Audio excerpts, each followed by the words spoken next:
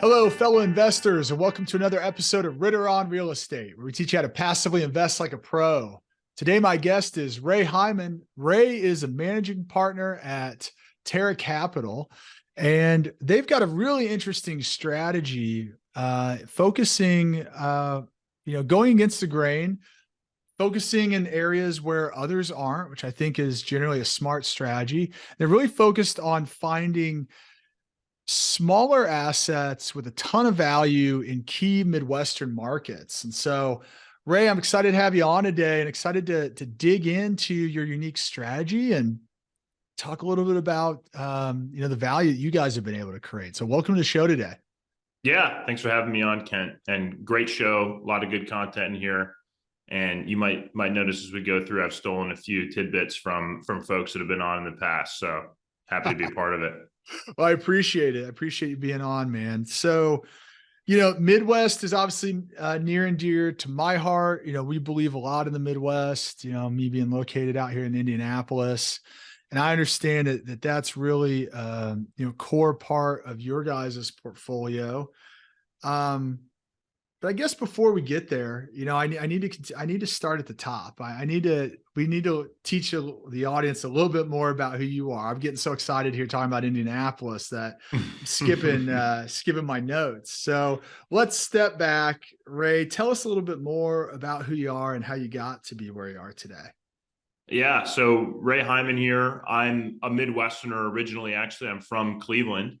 Super hardworking parents, both own their own businesses, one of which was actually an architectural and construction firm, which is what got me interested in real estate in the first place, and was actually my summer job growing up there in Cleveland. So I started pretty young and all the way down at the bottom, completely unskilled labor, which continues to this day. But I shipped off to New York for college at Columbia. That's where I met my absolutely stellar partner here at Terra, Tom Higgins. He is a developer by trade, just an absolute star in renovations. And while we were in school, we actually started working together on real estate in the city in New York. And we started buying smaller properties in a few different neighborhoods in the city. And that's what really opened our eyes to the opportunity in smaller multifamily properties. And, at the time, we would have loved to do much larger deals, but it was just a way to participate in the real estate industry where, check sizes still needed to be small because we were young. But it became clear over time as we did more and more deals that there was a really scalable play in the smaller multifamily space that is, similar to single family home aggregators in a lot of ways. And over time, we sort of started hijacking all the software that had been built out for single family home aggregators.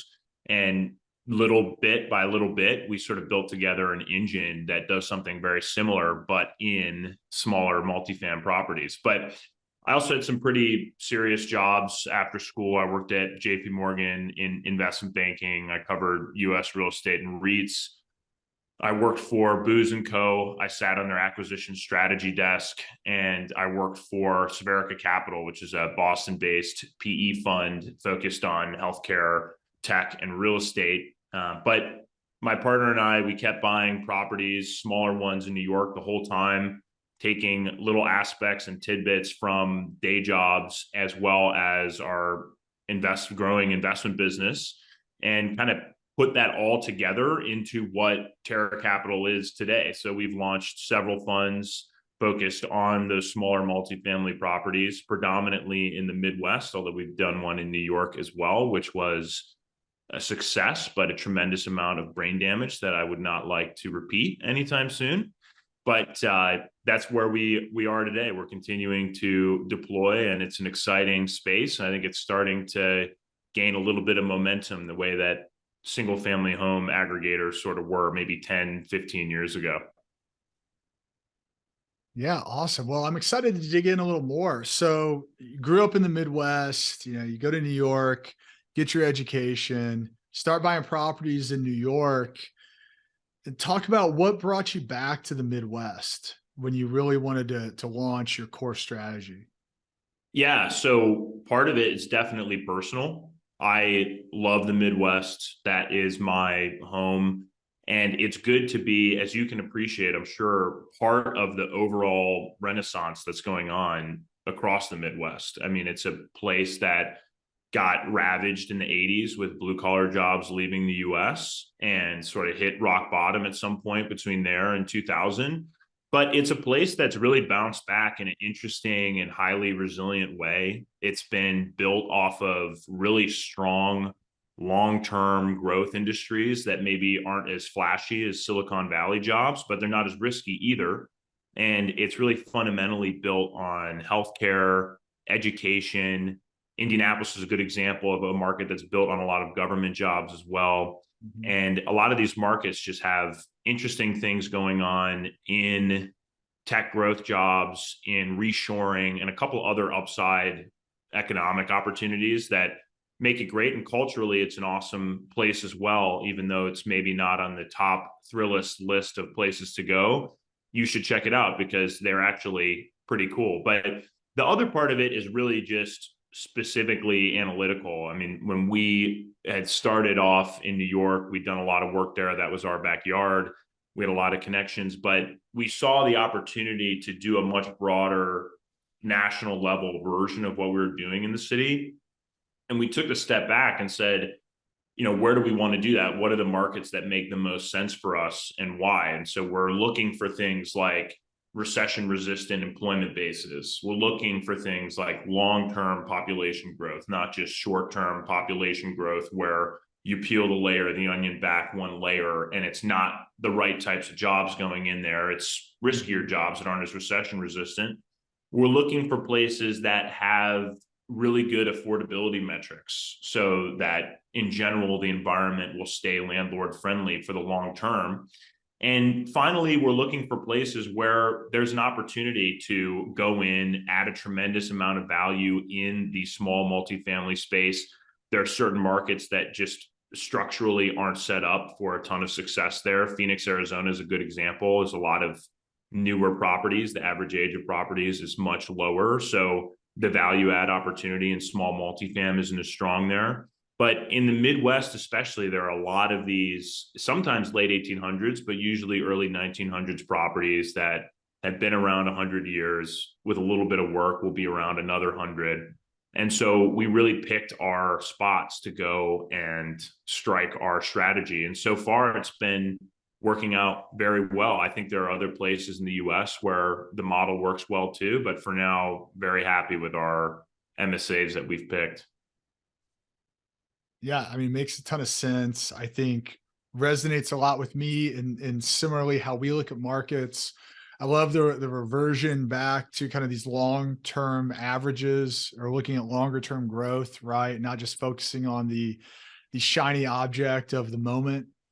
And that's why I think we overlap in a lot of markets. And to that point, what are some of the key MSAs where you guys are either operating or on your hit list of places you want to be? Yeah, and it's similar to you guys, Kent. I mean, we do a lot of value add, we do a lot of renovations, and when you want to do a good job of that, you can't just pop up in a place you've never been and expect it to work out. There's just too much relationship building with the city, contractors, architects, law firms. The list is 50 more different types of vendors and ecosystem participants.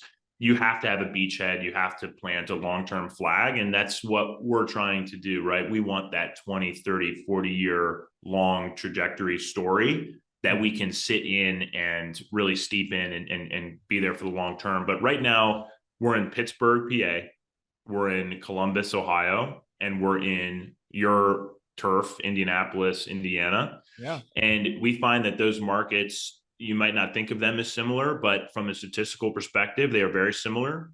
And from a overall housing stock and opportunity for multi-family value add, they're also very similar. And they're similar from a competitive point of view as well. A lot of people have really flocked to certain markets, Austin, Tampa Bay, et cetera. And every person that goes down there doesn't stay up here, and it ends up being a competitive advantage.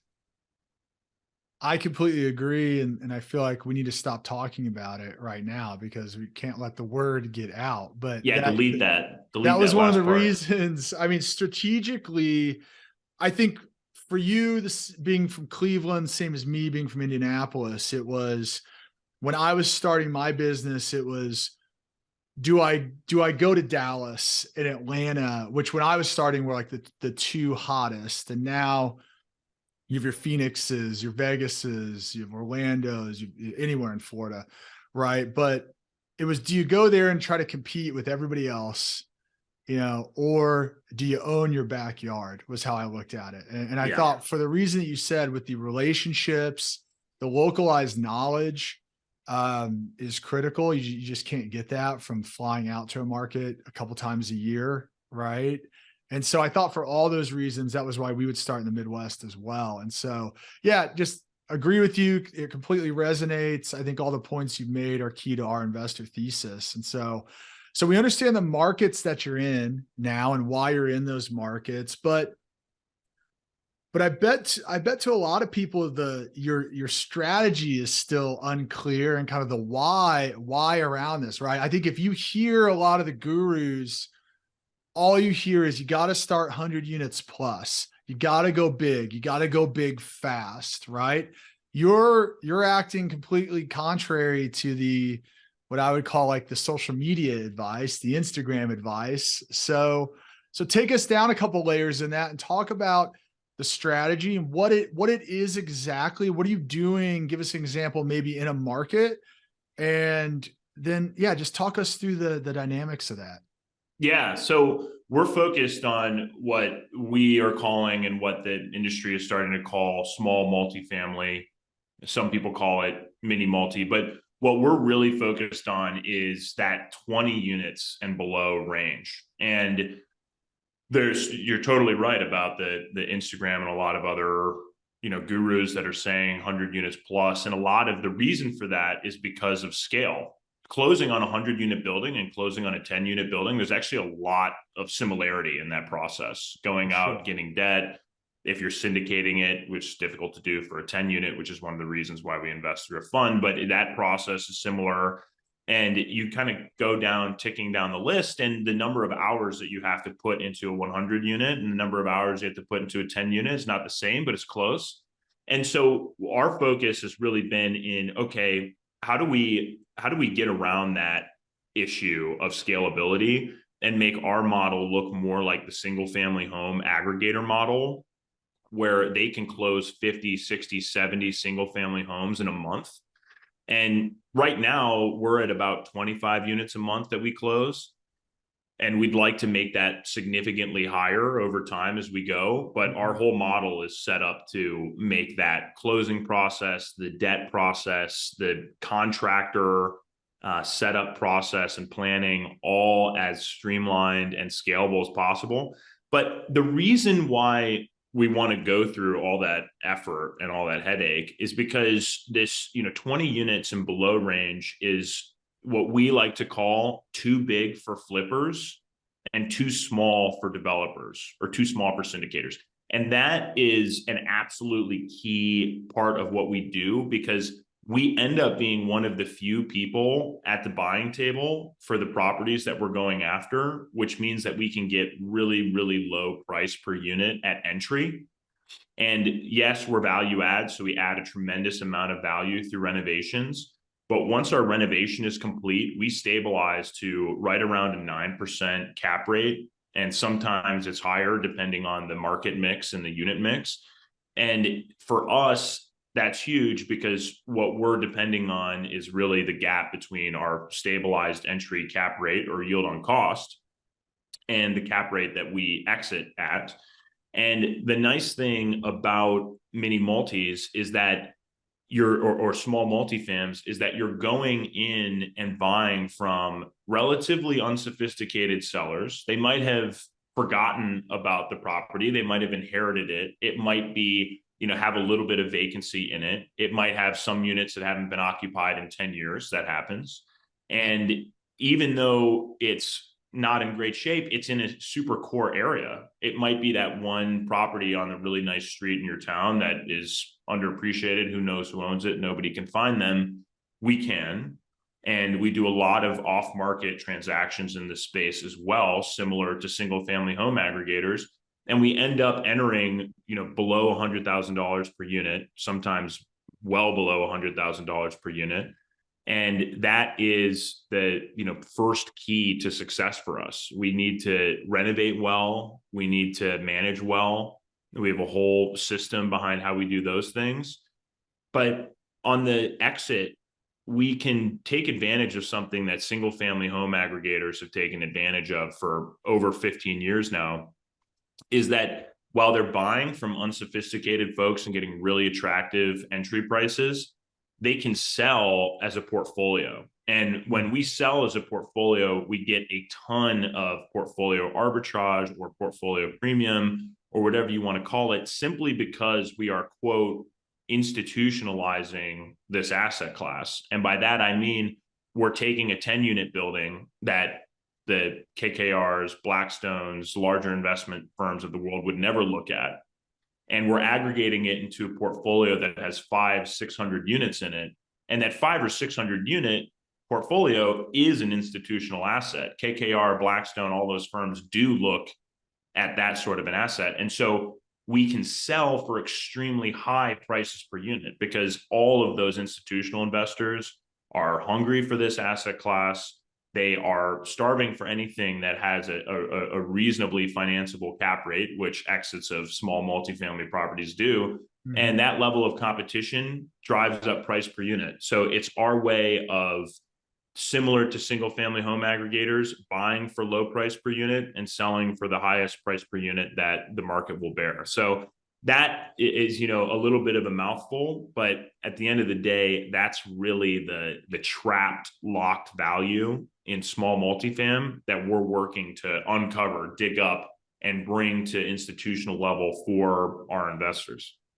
Absolutely. No, and I love hearing that strategy. I think there's a ton of truth there. I think we've seen that. I've seen that in my own world in buying the 29 units, the 42 units, right? And even at that level, seeing the ability to buy from an unsophisticated investor or somebody who just doesn't have their eye on the ball, create a ton of value, and then turn around very quickly and, market it better, run it better, create a significant premium.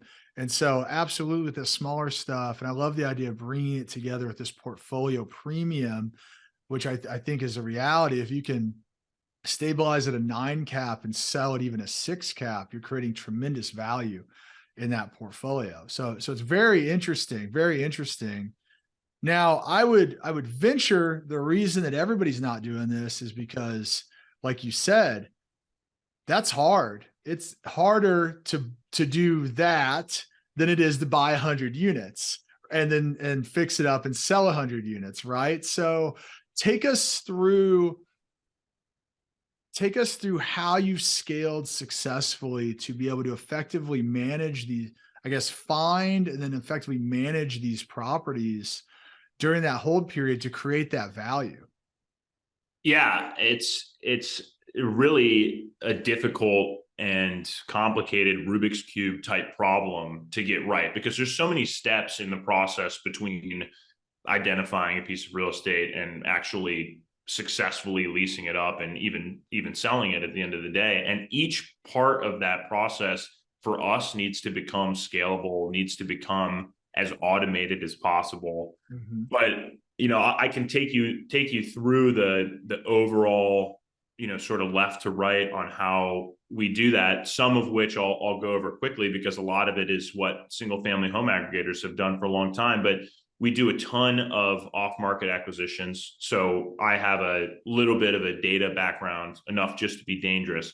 And so with that, we've built a pretty sophisticated process to identify all the properties that are in our buy box, which are the 5 or 6 most popular neighborhoods in a market, the really most core areas, and anything sub 20 units, and prioritize it by how long the property's been owned, age of owner, things like that will make it, more likely that we'll be able to close early on with early on leads.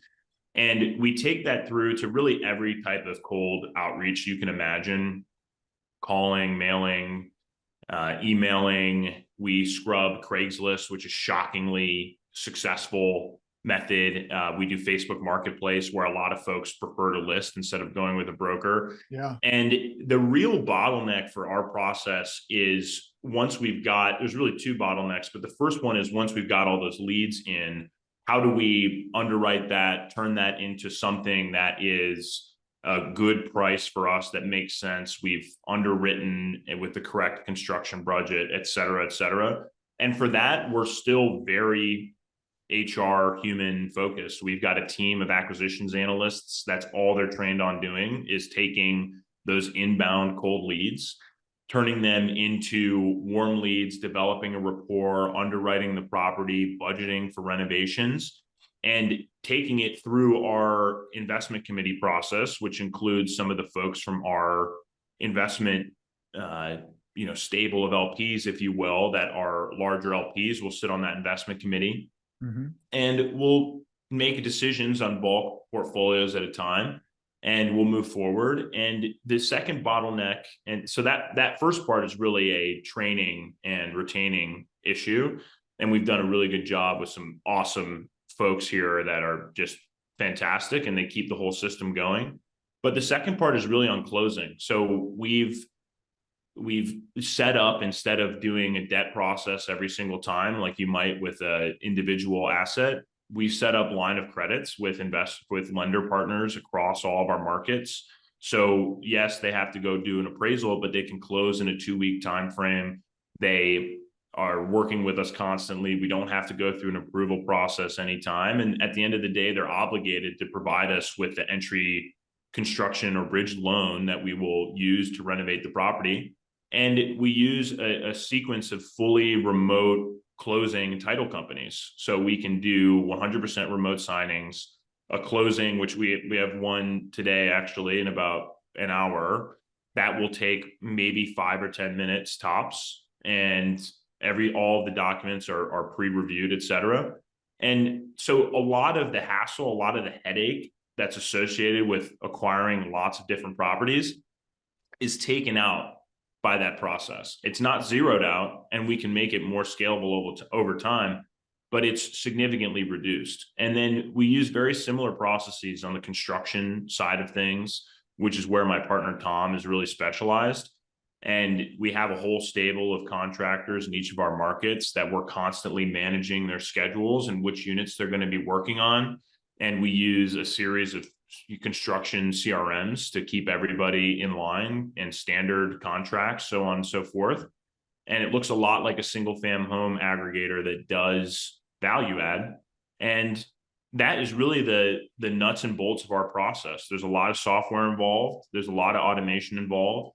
And where we need to have humans involved, we've got some of the best in the game, I think. So that's really how we've gotten around it. We can do 25 units a month right now very comfortably. I think we're set up to do as much as 70, 75 right now. But the goal is to be much higher than that and be up into the hundreds over the next 3 years. So that's hopefully where we're headed. I gotcha. And how are you managing the properties? How do you manage all these different properties in these different cities? Yeah, we self-manage everything. We think that's key. It is, for us, cash flow is so important to our investors. We do quarterly distributions, and it's important for that reason, but also at exit, when we're getting judged by more sophisticated buyers, we're going to be judged by our cash flow performance over the whole period of our fund. So we are hyper-focused on it. We are very tech-enabled. We actually started off in the cloud. So we started off with Buildium as kind of our hub software for property management. And we've just tacked on, at this point, there's over 20 different property management software add-ons that we've used to make our system more scalable. There's a great example of one that actually is a DIY plugin for maintenance requests that tenants have. And so they go in, and their first hurdle through a maintenance request is actually, once they've described it and sent a picture in, there's a remote group that sends them the YouTube video on how to fix the microwave or whatever it might be. Yeah. And you would think it'd be something that tenants would hate. They love it. It gets the solution much faster, and it saves us a maintenance task that we have to go and approve and send somebody out for. And so there's just every step of the tenant management process as some form of software like that. Security deposits, move in, move out. We use a system where you take pictures at entry and take pictures at exit. And that is how the security deposit is handled, all with a third party escrow. And it allows it to be very low touch from our end. But we still have a property manager that oversees all of this. We don't like our property managers to get over 300 units. And so they still have a good amount of oversight on what's going on. And it is a, very scalable version of it, where maybe the most important takeaway from all the software is that tenants really like it, and it's increased our retention rate a lot. So that's our management style, and it's been going well so far, and continuing to become more scalable as we go. Yeah, very cool. I love tech-enabled nature of it. I love to hear how you guys are disrupting the old model by leveraging technology. Now it's actually a benefit to the residents. So really cool with what you guys have going on. I'm sure as you continue to scale and grow and acquire, you guys have some big exits in your future as you build up to 500, 600 units. So very cool to hear. Well, Ray, before we let you go, I want to take you through our keys to success round. We got 4 questions I want to ask you. The first one is, so put your investor hat on. If you're one of your LP investors and, you could only ask one question before sending your check in for that investment. What is that one question you would ask? Yeah, recently, just to get people out of my inbox, it's been, I don't invest in crypto, but the more real answer is, and I have invested in a couple of one-offs here and there, is, why are you doing this? What is your motivation and passion and vision for whatever your investment is? I want to understand that before I really get behind somebody. I think you can know a project, you can know a person, but understanding the motivation is really the most important thing. And also, I'm going to go and do a lot of due diligence on this before I invest. I want to get some scale out of that due diligence. So I want somebody that's passionate enough that they're going to be there for the long term, so that I can invest in their next version of this, so on and so forth. So that's the key for me to understand, really. Really good answer. What are you most proud of in your career? I think the thing that I am most proud of is just the team that we've assembled at Terra. I mean, these guys are great. It's tough to pick and train and keep folks that are really talented, and it costs, but it is worth it. And I wouldn't trade these folks for anything. I'm just proud of the amount of investment we've put into them, and just the amount of success that they've been able to have with that investment. It's been very rewarding. That's awesome. I think seeing people grow and develop, within your own organization, I think is one of the most rewarding things. And so, yeah, very cool. I completely understand this idea that as you see these people grow and develop, and allows you to create new processes, new things, and continue to grow your business. And you inculcate them with your philosophy too, right? So yeah, they start to come up with ideas you hadn't come up with before, and you're like, man, I've created a monster here, but it's a good monster, and it grows the business. So, well, I'm sure that's a proud moment, right? When when you start to see that happen. Absolutely. What's a book that everybody should read? One that I think everyone should read that I liked recently, I'm a big biography reader, Ron Chernow's Washington. That's his obviously George Washington biography. It's a great story. It is, when you get into his personal life and his personality, and looking at his letters and how he acted, it's really an amazing story about networking, how you present yourself, and how you handle crisis management, which I think are not the 3 things we think about when we think about George Washington. We think about him just being a great general, and president, but there's a lot to learn from that book. I think biographies in general are a great self-improvement tool, and that one in particular is super impressive. Very cool. Appreciate the recommendation. And last but not least, Ray, what is your number one key to success?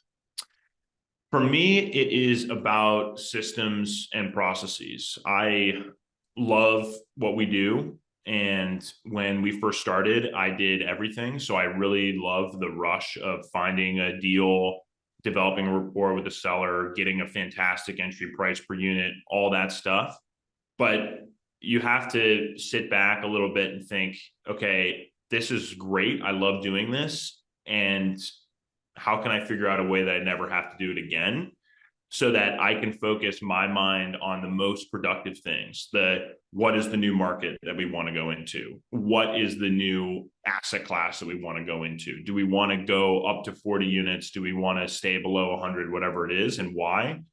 And build your business out around everything beneath that, so that you can focus your time on the most important stuff. And the key there is processes and systems. So that's the number one thing that I think allows us to do what we do. That's great advice. Focus on your highest and best use by delegating and automating the rest of the stuff, right? 100%. I love that. Well, Ray, thanks for coming on. If folks want to learn more about your interesting strategy and what you guys are doing, how can they reach you, and how can they learn more about Terra Capital? Yeah. So please feel free to visit us at usaterra.com. We've got a lot of interesting content on there where you can learn more.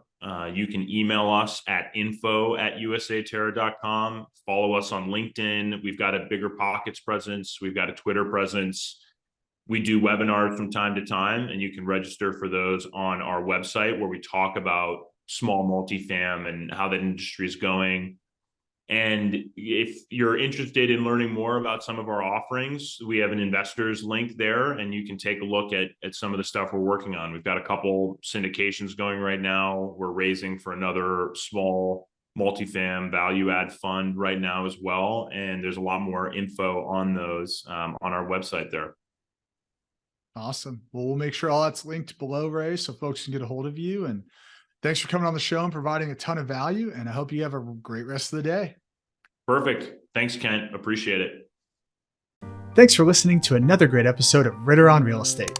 Hit the subscribe button to make sure you don't miss out on the content that will make you a better investor. Also, visit kentritter.com for articles, videos, and tools curated just for passive investors. Until next time, this is Kent Ritter with Ritter on Real Estate. Now go out and invest like a pro.